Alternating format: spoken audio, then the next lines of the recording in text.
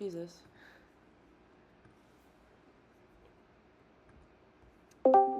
Let's go. What up? Hey! Oh, let me get my... What's up? Hold on one second. Let me try to... Oh. Can you hear me? Yeah, can you hear us? Yeah. Sweet. Okay.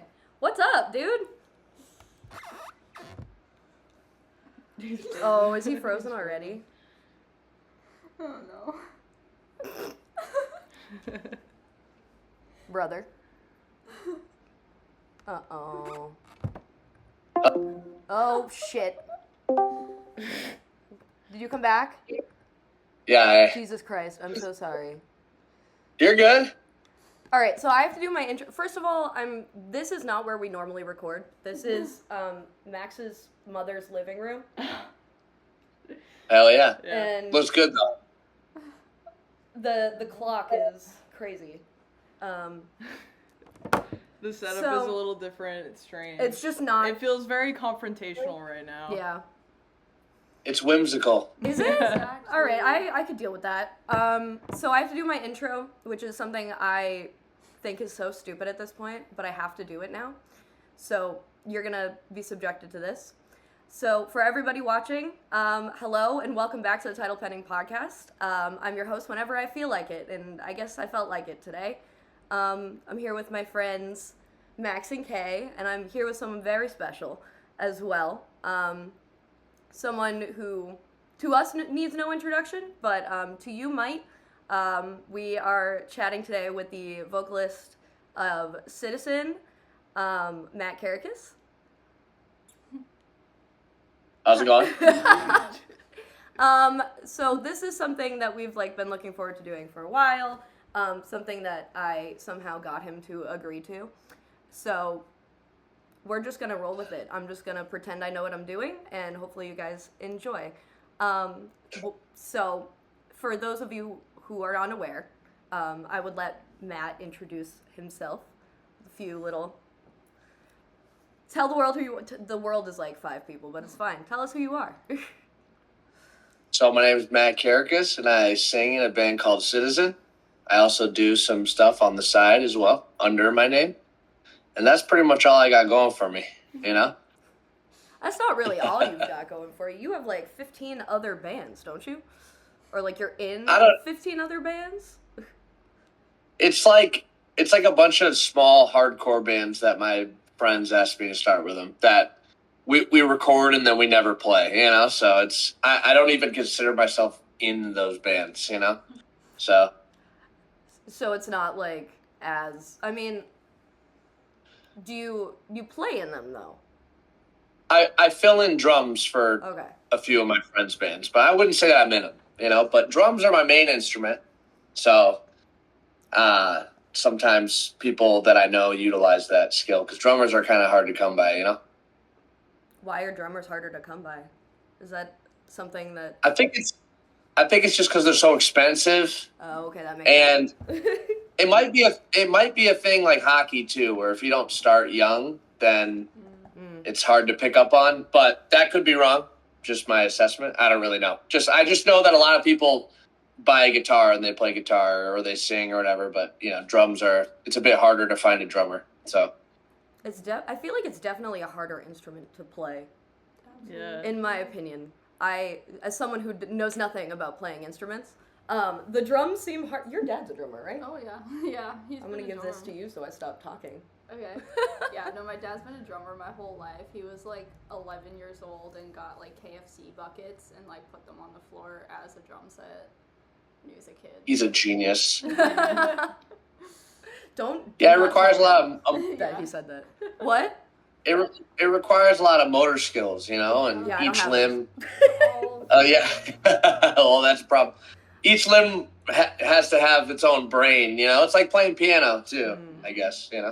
Yeah, actually, I had a question because I know Daniel Fang did the drums for specifically Nova, right? Yeah. How I'm just so fascinated by him as a drummer. I think he's one of the most interesting now. What was it like working with him on that record?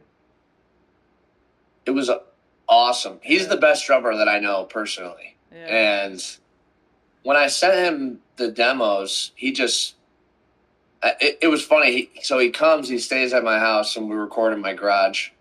And he was just like one-taking everything.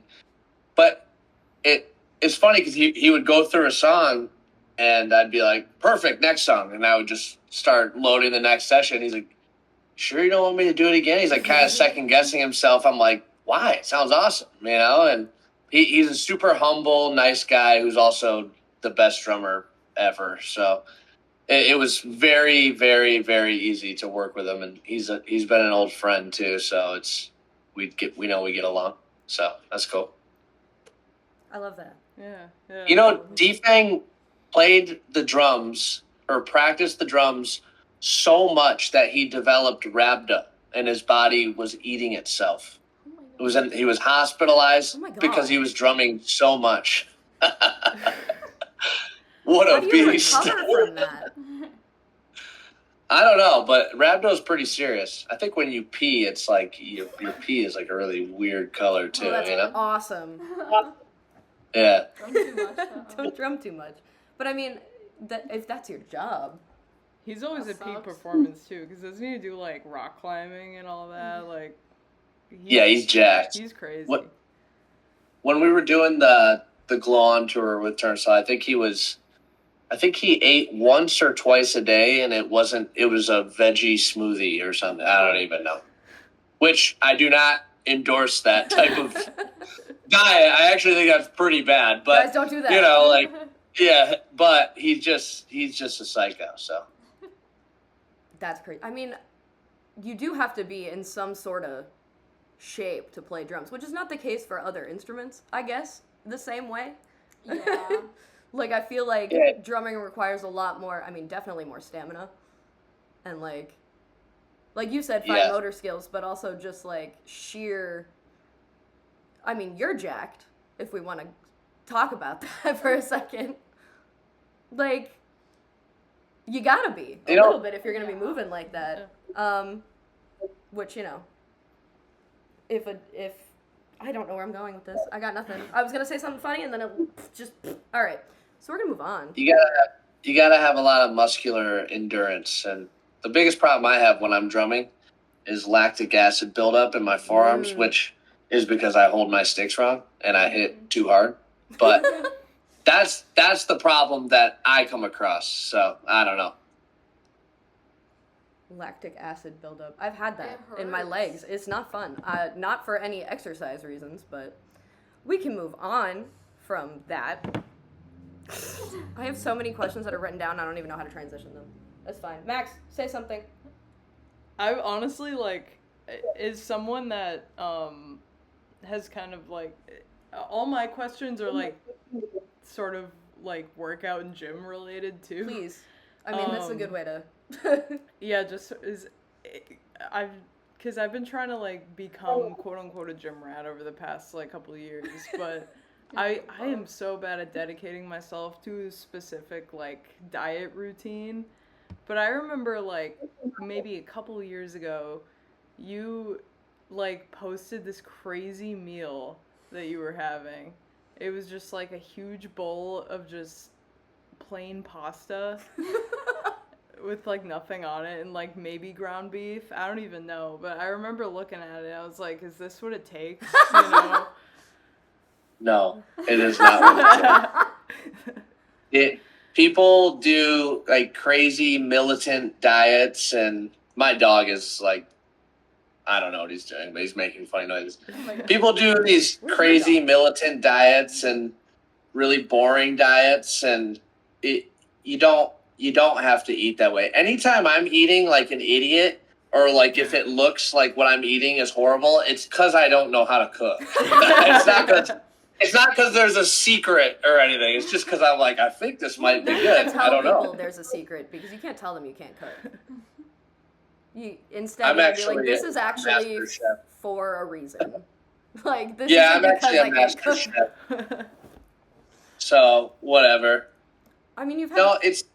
We've all been there. Yeah, I mean, I can't cook either. I can't say shit. if you want to make progress, I feel like the cheat code is to just focus on protein and get your body weight in protein.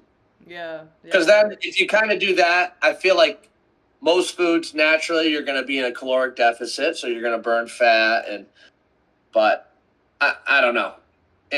I don't have it figured out. I'm not the most jacked guy ever, so it's Are you consistency. A protein shake guy? I used to be. Yeah. I protein shaked myself out. I'm just so sick of it, Yeah. But I can imagine getting. I've actually been eating.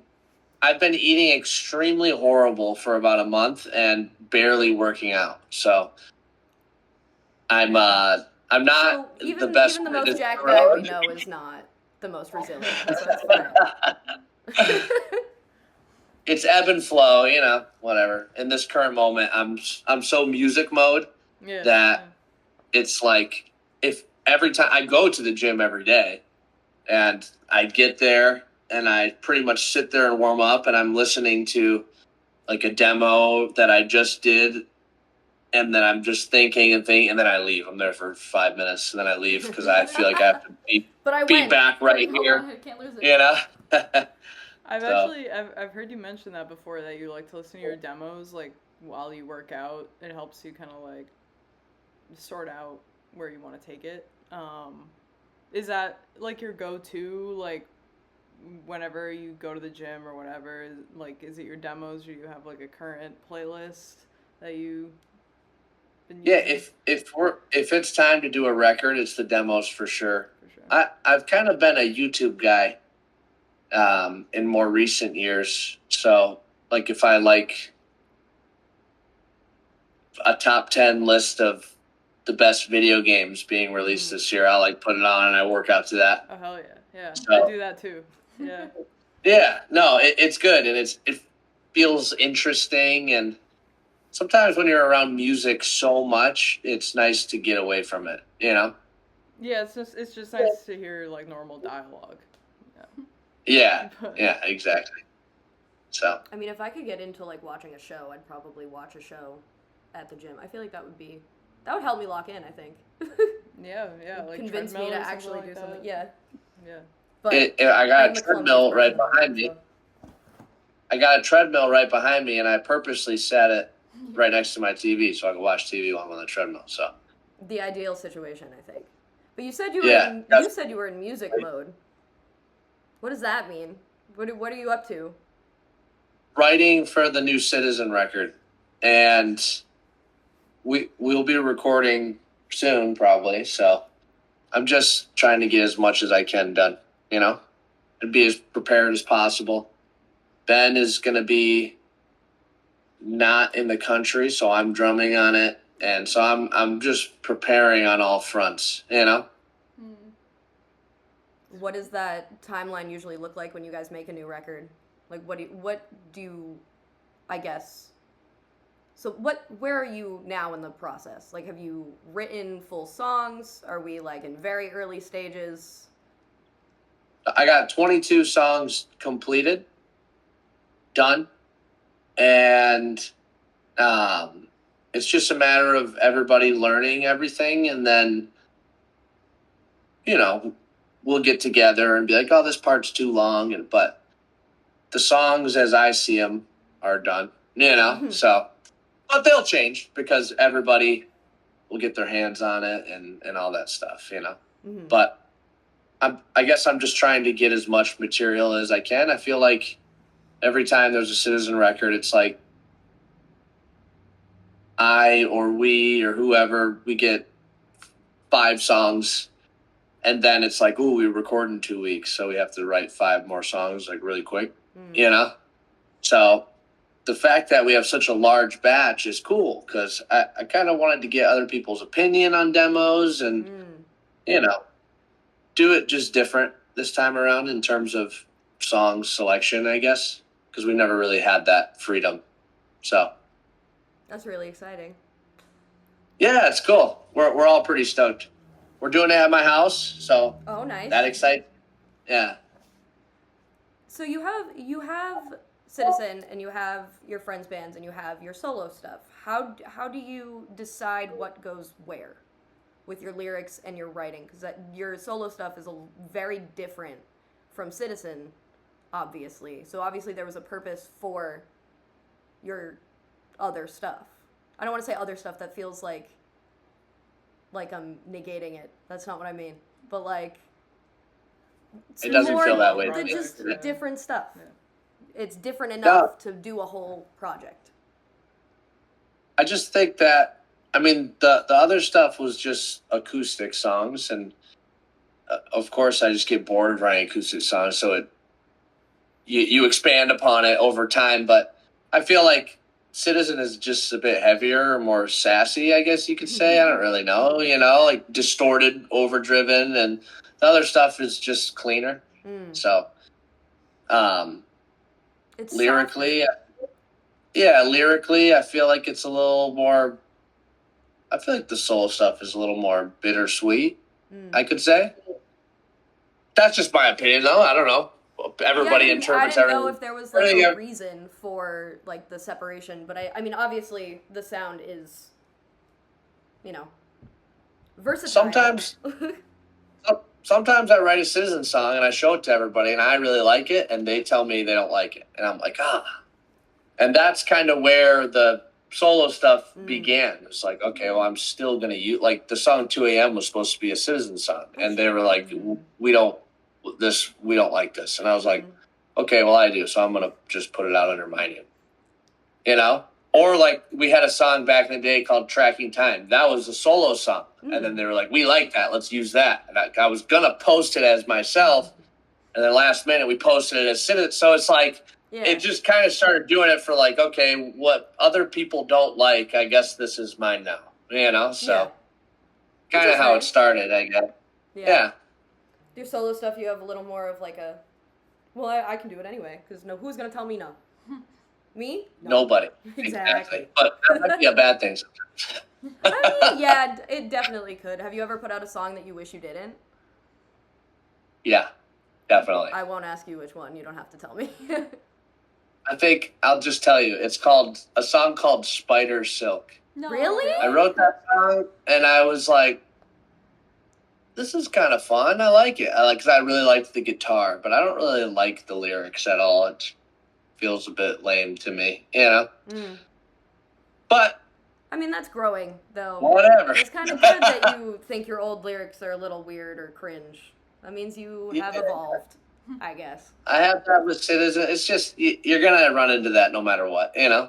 But everybody's... I think your solo stuff always, like, sounded really personal and nostalgic. So, like, no matter what the lyrics were, they always felt like they meant something deeply, like... At the time. Yeah. So when they were being created.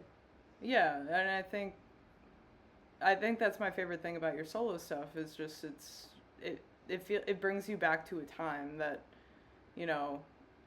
like even if it means something for like specific to you, like it kind of for other people it makes you think of a different part in our lives, like however many years back. But that's always been my favorite aspect of your solo stuff.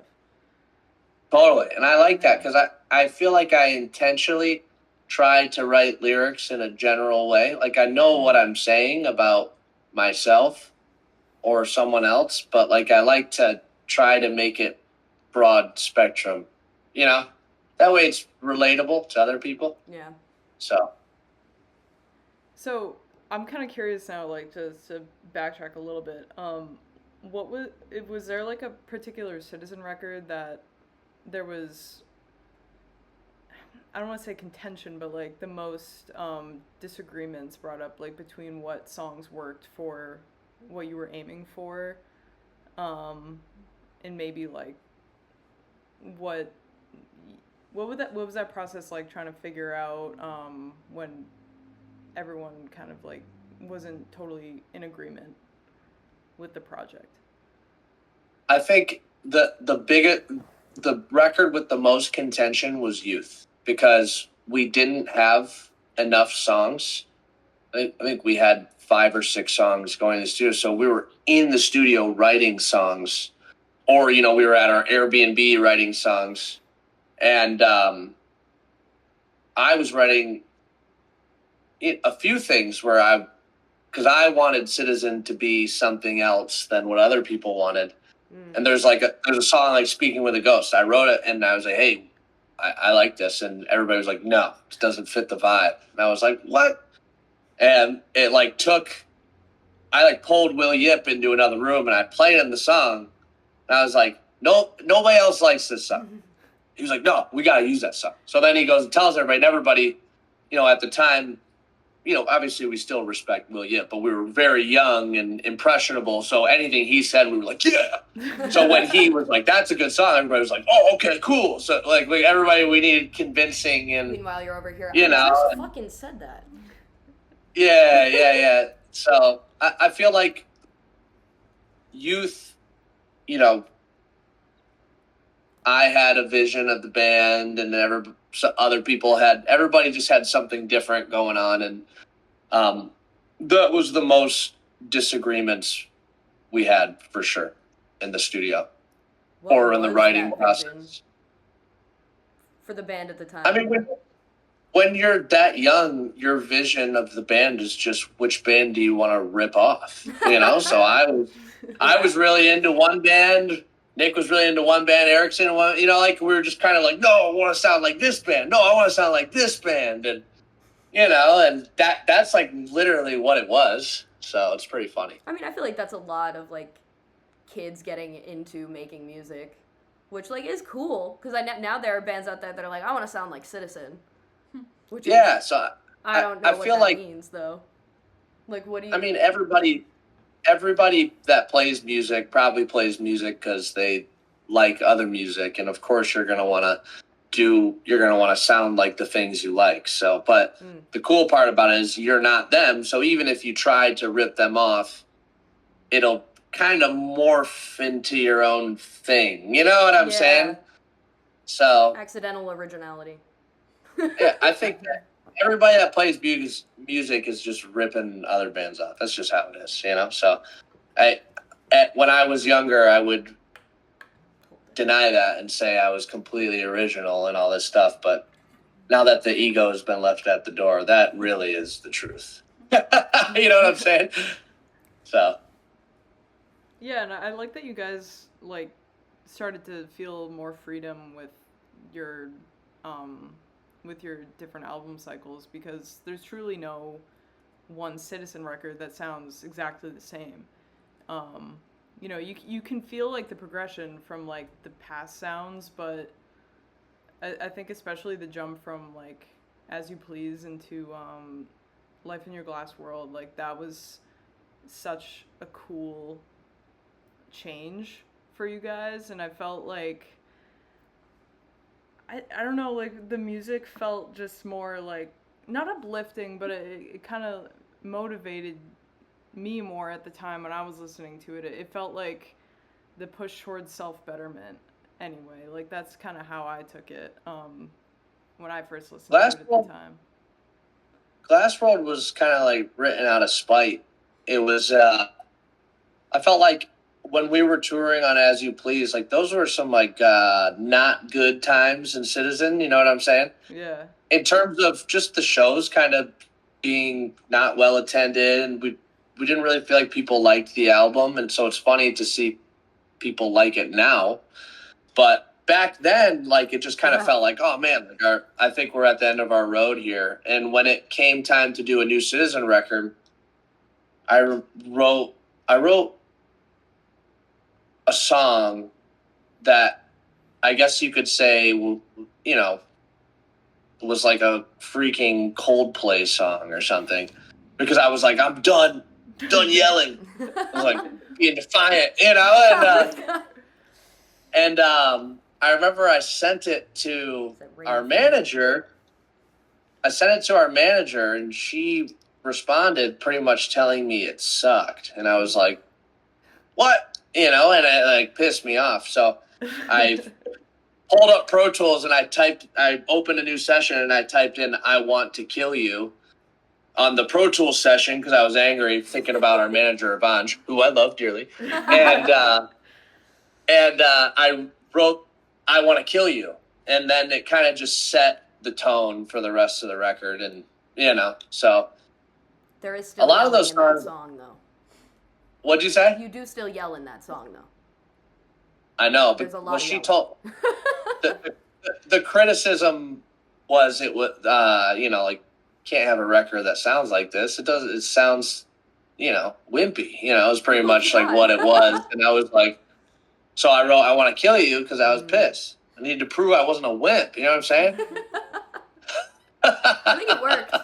I mean, that album fucking rocks. Thank you. Yeah, I think that's my favorite Citizen record for sure. So. I can respect that. That's a good opinion. Yeah. Do you have a least favorite Citizen record? As You Please. No. That hurts way. me. That's my As, favorite. And- As You Please was when I first saw you guys. I saw you guys with the first. Oh shit! What was the first time? With Sorority Noise, I think.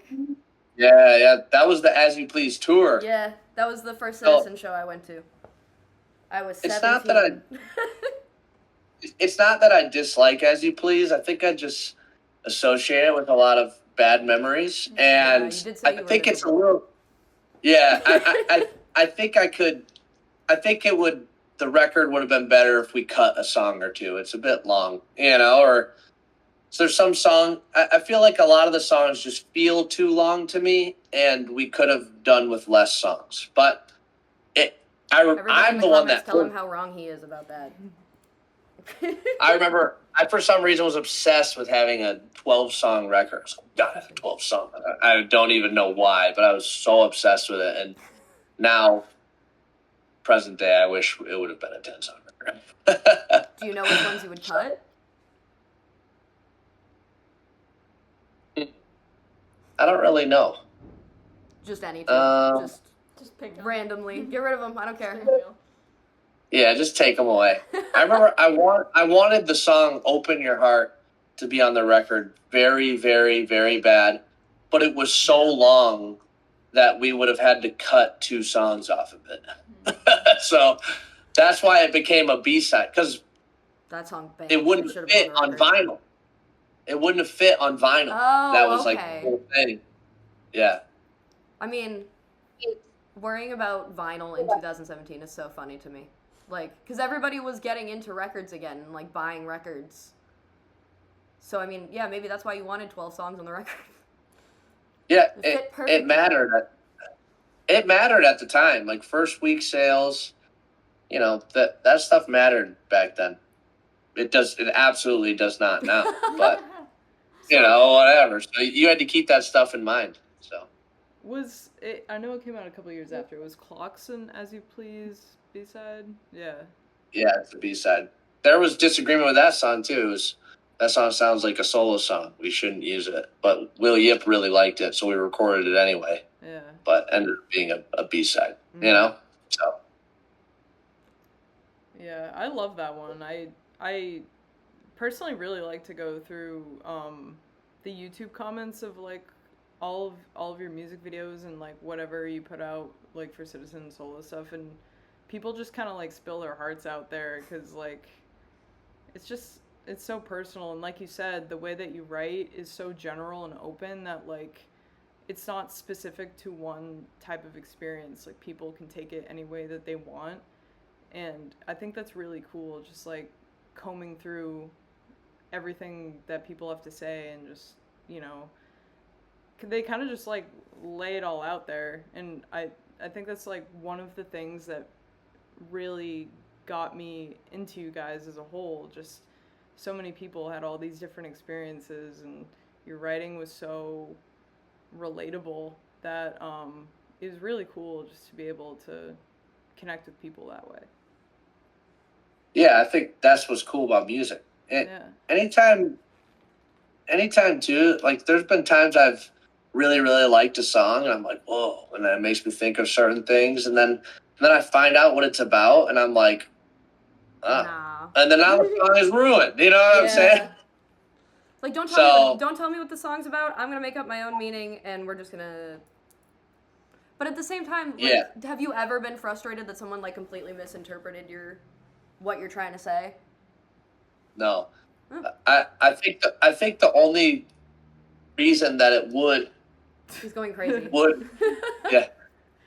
I think the only reason that would frustrate me is if people were trying to tell me trying to say that it's about this in my life. You know what I'm saying? Like, oh, Matt wrote this because this, and they were wrong. Yeah.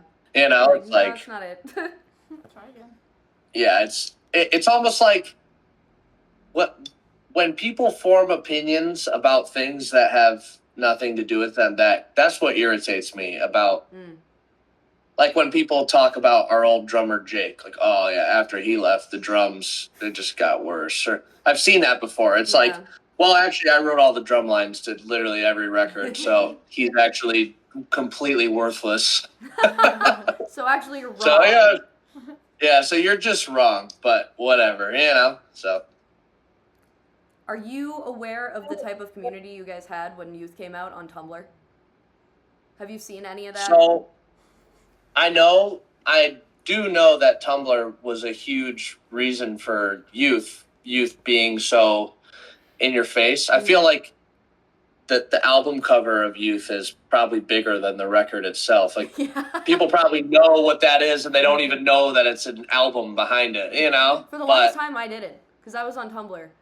And I saw that, really? And I didn't even, it would say Citizen Youth and just the album cover, and I'd be like, pretty. Yeah. I don't know what that means. Yeah. And then 5 years later, I'm like, okay, I get it now. I don't really know past that, but I do know that Tumblr was like a big thing for us, you know? Yeah, I bring it up just because, like, we were talking about community earlier, and that was something that, like, I guess drew me into this type of music and this sort of scene was the way that you guys were like, I don't know, the album itself was very, I guess, overused on the website, and there was a lot of like lyrics being reposted and everything. I mean, obviously the first album was, you guys were younger, so like a lot of teenagers were really, really into it. So I was like just super into it without even knowing what it was. And then I finally listened to it, and I was like, no, this makes sense. I get this now. Hell yeah. Hey, well, thank God for Tumblr, right? I mean, I guess. But also, definitely not. I was way too young to be on that website. But it's fine. Speaking of your, I guess, where you were when writing your albums, I wanted to talk about, obviously, because this one turns 10 this year, Everybody Is Going to Heaven, and you guys are doing an anniversary show for that we definitely bought tickets for without knowing how we're getting to Detroit, but it's fine. But we'll be there.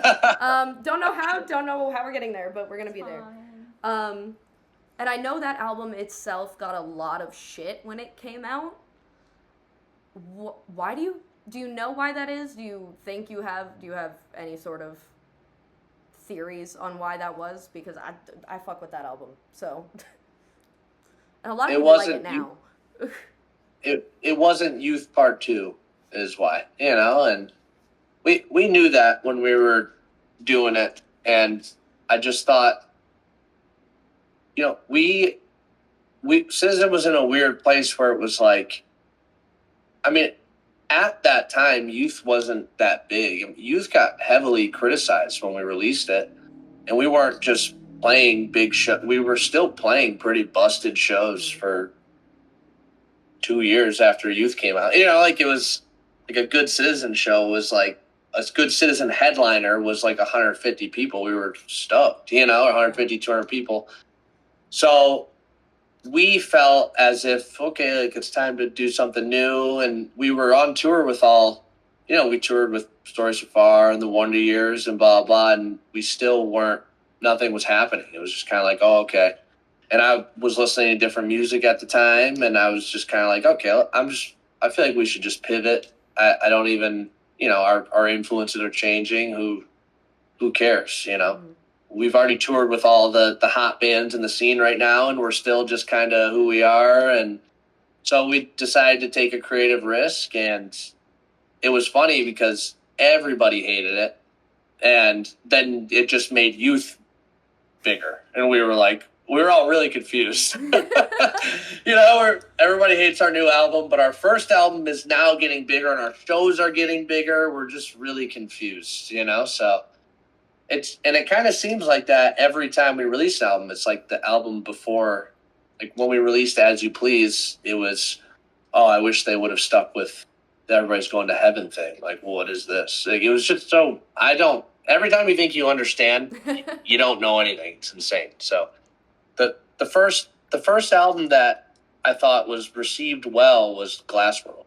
That was the first time we released an album, and it kind of seems to be liked by everybody for the most part. Of course, not everybody, but it was the most positive reception we've gotten. So, yeah, I think that even if we released a Youth Part 2, it wouldn't have mattered. But I could be wrong. I don't know. I'm not a genius. I'm not Can't do psychic. it So now. I mean, I feel as though it's a little late for that. But yeah, I feel like Everybody's Going to Heaven afforded us the freedom that we have ultimately earned. So, yeah. I mean, it can go both ways, like if you did hypothetically release like a Youth Part 2, then you'd have people going and being like, oh, they're not branching out enough, like they're not trying new things. You can't win either way. Yeah. Is what it sounds like. Yeah. Regardless. You absolutely cannot. So. And that's why you have to play and write what matters to you. And there we go. And this is like a It's nice true. storybook ending. It's true. It is. If you're enjoying what you're doing and you're the one touring on it, then it better be something you like, at the very least. That is true. Yeah. You did say that you wanted Everybody's Going to Heaven to be heavier. I remember you saying that, like, maybe in Discord or something. But, like, I remember you saying you wish you had, like, gone even grittier than you did. And that's, like, I mean, compared to Youth, definitely a heavier album. Do you wish that you had, like, done more with it than you guys ended up doing? Like, do you have ideas? I think production-wise, I think we all wish it was a bit dirtier, like the mix, and hindsight is 20/20, But I wish it was just a bit louder and more pissed sounding. So we released a bunch of demos that sound pretty gross. Because I remember when I was doing them in my basement, I was just putting overdrive on everything. Ooh, overdrive, everything was just overdriven. And of course that doesn't sound very good, but I was trying to create the vision. But I think we dialed it back too much in the studio. So I kind of lost sight of where it should have been. Yeah, I think it's cool that you guys like decided to drop the demos too for the 10-year anniversary. I think those were really sick. I don't know if that's like what you meant, like what you were going for with like the louder, angrier route, but I really loved those, and I also love what they became too. So I think all's well that ends well, but I truly think that I think it's cool with the addition of the demos. You kind of get a glimpse of what it could have been, but also really glad, really happy and stoked about what we got. So fair enough. Yeah. Well, I appreciate that. Yeah. And it does include what we think is like one of our favorite Citizen songs. I'm just gonna bombard you with this. Yeah. We're huge Ring of Chain fans. Yeah. For some reason, that has been like this collection of people's song together. Like, and we always joke when we go see Citizen. We're like, do you think they're gonna play Ring of Chain? They're not gonna play Ring of Chain. Do you guys think they're gonna play Ring of Chain this time? You never do. We play it all the time, but Ring of Chain was Youth was released June 2013, somewhere around there, June or July. When we recorded Youth, we recorded Youth in January of 2013, and I wrote Ring of Chain in April of 2013. So I was already trying to work on the new Citizen record after that. And Ring of Chain was the first song I wrote for Everybody's Going to Heaven. So it's such like a good send-off song too. Yeah. It's like a great Total closer. closer. So it's funny that was like the first one that you started working on. But yeah, we just love it. It feels very like, it feels hopeful. Yeah. I would say so. Yeah. It's it encapsulates a lot of like, I mean, the album itself obviously is very sad and angry, and I connect with that part deeply, but Ring of Chain as a closer makes it feel like even with all of that shit and all, you're still, you know, you're still alive, you're still okay. Hence why I got a tattoo for this fucking album. Oh, cool, yeah. Tat it up. I don't know, yeah. Ring of Chain is probably one of my favorite Citizen songs. Oh, yeah, that's A little badass. dry Yeah. right now, but she's Yeah. cute. Yeah, that's fresh, ain't it? Yeah. A little bit, yeah. Hey, thank you very much. Tip the hat. So. Why are you looking at me? Hi. I thought you were. I don't know. saying I something. have plenty written, but like, I don't know. Do you have it? I mean, you were also talking about, speaking of like anniversaries and stuff, I guess. You have a solo album that turns 10 next year? Yeah. So, I'm actually right now working on the 10-year, the art for it. Ooh. So, Sweet. I'm trying to do a fully new packaging and stuff, and my brother wrote a little story based on the artwork, so I'm trying to make it kind of cute and cool, you I know? love that. But it's funny because Luna, to me, is a 2015 record. I thought the 10 years this year. But Did it? because I wrote it all in... Did I get that wrong? No. What's that? I thought I got it wrong. It, You wrote it the No, year no, before. That makes sense. I wrote it this year, the fall of 2015, and then recorded it in, I think, January of 2016. So to me, I kept thinking it was this year, but next year I'm going to do a tour on it, and it'll be sweet. We're going through support acts right now. I just got an email today, and we're kind of in Luna mode right now, as well as new Citizen mode. There's a lot going on for me right now. Do So you normally work on both at the same time? kind of. I just think it's always like Citizen does something, then the soul stuff. So like no matter what, there's preparation that is gonna overlap. Luckily with Citizen, Nick handles like I am primarily music guy in Citizen, but Nick is like networking, design, you know, like he really does a lot for Citizen. And everybody does a lot for Citizen, but I would say me and Nick are the main workhorses at least, but everybody pulls their weight big time too. But, you know, so if we're not writing, I'm not doing anything. So it's like, then it's easier to juggle solo stuff. But in this current moment, I feel like I'm getting pulled in two directions. So. How do you go about choosing your opening acts? Budget. So there's only so much money, and especially with the solo stuff, it's not like a Citizen tour. It's kind of, you know, there's not a lot of money to go around. So I usually just take bands from Toledo because I feel like that's cool. But I've been urged to branch out, so now I'm attempting to right now. You know, I feel like the solo stuff is always like a band from Toledo, which I think is epic and awesome, but there's no draw because I'm trying to get their name out there. So like everybody at a solo show is strictly there for me, and how am I supposed to grow as well, I guess, is what I've been told. So they sent me a list, and they were like, you should put together a really nice package to try to make these shows bigger than what you normally do. So that's what I'm going for here. So But usually I'm just trying to swag my friends out. yeah, Is yeah. essentially what it is. You got the means, But- so might as well be like, I'm going on tour. You get to go on tour. Yeah, name out there. that's usually what it is. So I mean, I found Mile High Sunrise because of your solo shows, and Justin. they're super good. So He's the shit.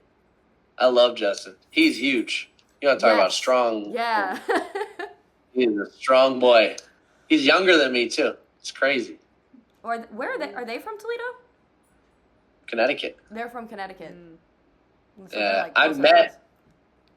I met Justin and his squad, who because one of them, I think I posted a video of me squatting in 2015 on Warped Tour, and one of them commented and said "low bar rules" because I squat low bar, and I clicked it, and this guy was jacked, so I followed him, and then when I came through Boston, we all worked out together, and then Justin in particular became one of my best friends. So we talk almost daily, I would say. So it's kind of funny, music and social media, I guess. Yeah. You know? Do you have anybody that you would love to tour with, whether it be like opening or like just co-headliner? If like rules didn't apply, this could be like anybody. If rules didn't apply, Yeah. I mean, Modest. I I know think what rules Modest Mouse is my favorite band, so I would love to tour with them for selfish reasons. You know, I would go to that. Oh, yeah. Modest I don't know Mouse is if rules don't apply, like something really stupid would have to ensue. You know, like a Slipknot tour or something. of So- course. Yeah,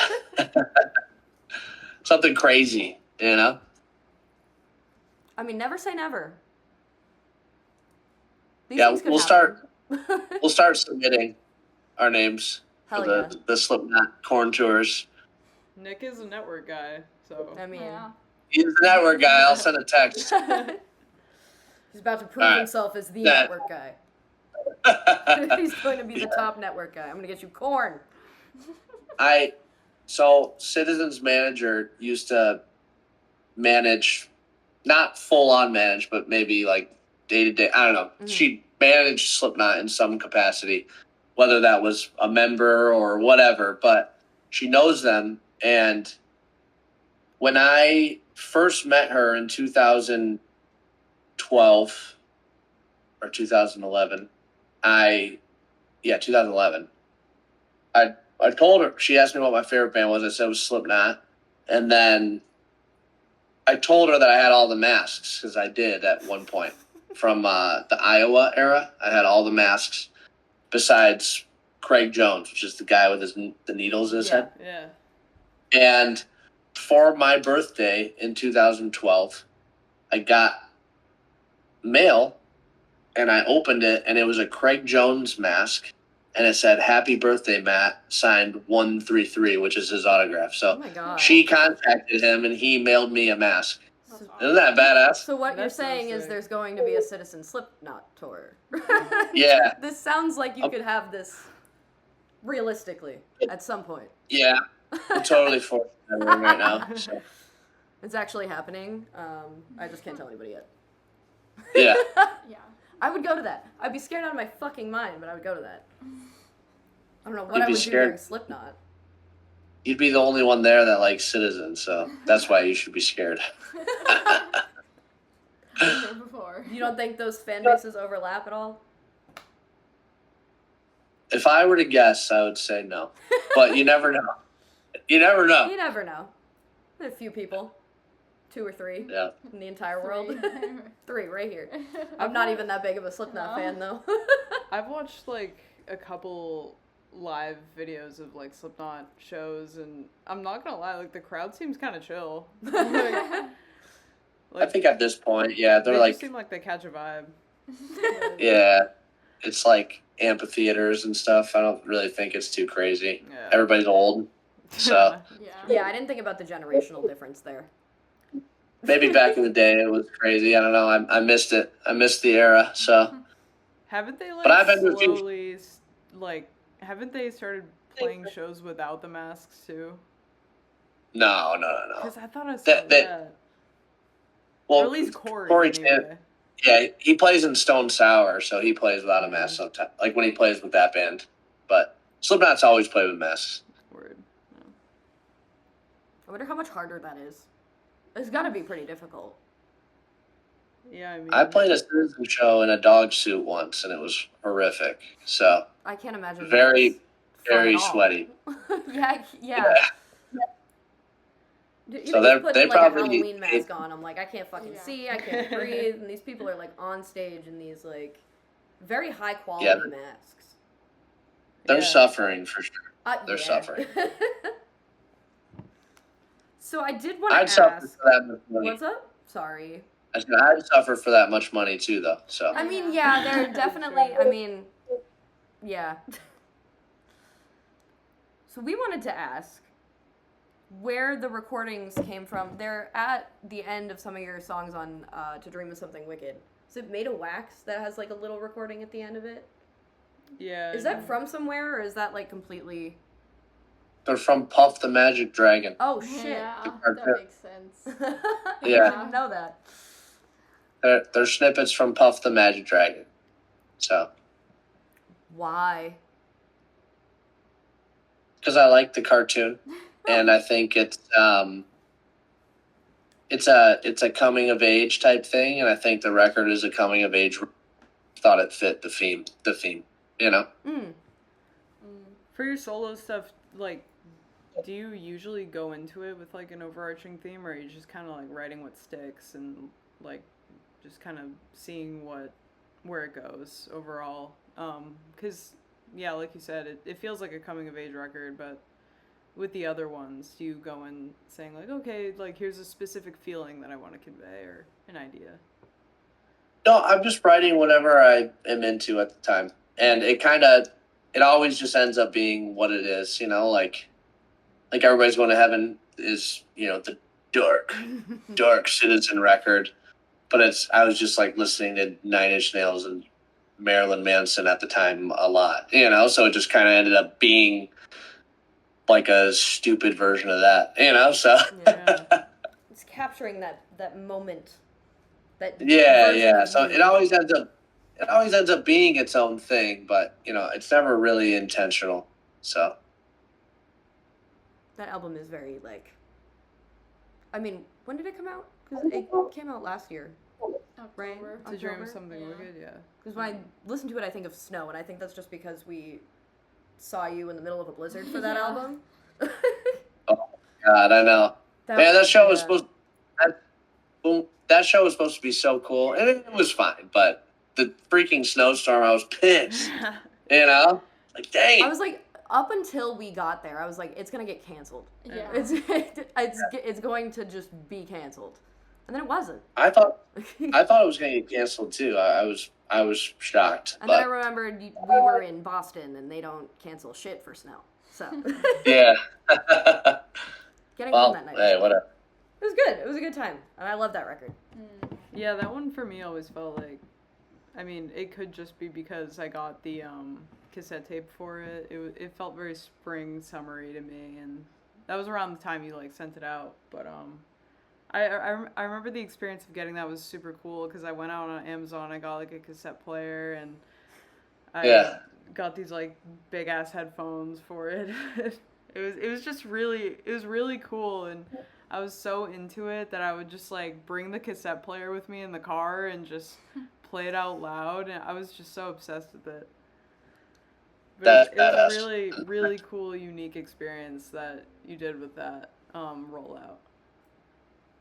The Discord allows me to do cool stuff. It's just everybody there cares, and if you do something, it's gonna be cared about because.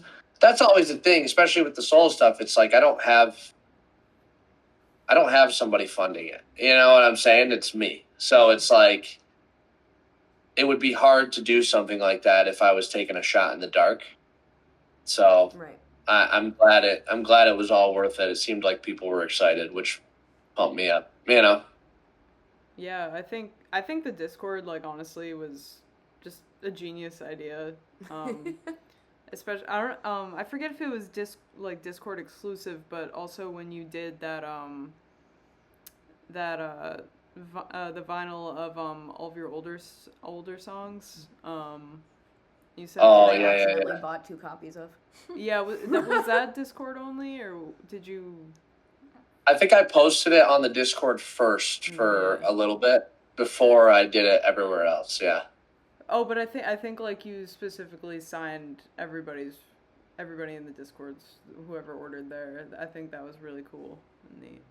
Hell yeah, something like that. I don't remember honestly, but if I did, that's awesome. I totally did that. That's really awesome. That was so cool of you. I mean, just Yeah. talk about the Discord for a second, because, like, I mean, that's how... This is great. I think so. I think we're good. Sorry. You're okay. What the fuck was I even saying? What were we talking about? Yeah, you were bringing up the Discord. Oh, right. Because that could also go super wrong. You know what I mean? Like, do you ever worry about being, like, too close to your fans? Yeah, but I guess that just, like, I don't mind interacting with people, but sometimes I have experienced people,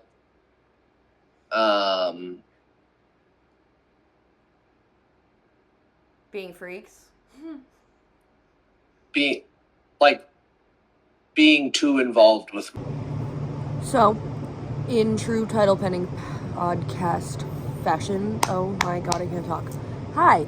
So, in true title penning podcast fashion, I did have some technical difficulties, and we lost a couple of minutes of footage, so there isn't really like an outro or anything, so I'm gonna do that now. Excuse me. I want to thank Matt for joining us on the podcast. Regardless of, you know, how small this podcast is, he was willing to do it, and talk to us for an hour and, you know, shoot the shit with him. And it was really nice, and, you know, Matt's a cool dude, and I fully appreciate him joining us on this episode. Like I said in the episode, like I'm gonna be telling everybody for the next 10 years, this is probably the coolest thing that I've ever been able to do. Citizen's been one of my favorite bands for a very long time now, and you know, I've seen them live a bunch of times, and I've met Matt a few times, but like to sit down and have a conversation with someone you look up to, someone you admire and respect, someone whose craft you really, really enjoy, crazy, super cool, and we did it, and it, you know, it was awesome. So this is where this podcast peaks, by the way. I don't know if we're ever gonna top this, but I would love to do more stuff like this, and I have some plans in the future with some other people that I really do admire and whose art I enjoy. I'm on my stomach right now, hi. But for now, I want to thank Matt and my friends, my partner, for joining me and being able to do this. I wouldn't be able to do this without my patrons, so I want to thank you guys as well. It means the world to me that you guys are still supporting and watching, even though they're not. This isn't like, you know, this like mass-produced podcast. This is something I do in my bedroom most of the time. So thank you guys for watching. I'll see you soon with another episode. Bye!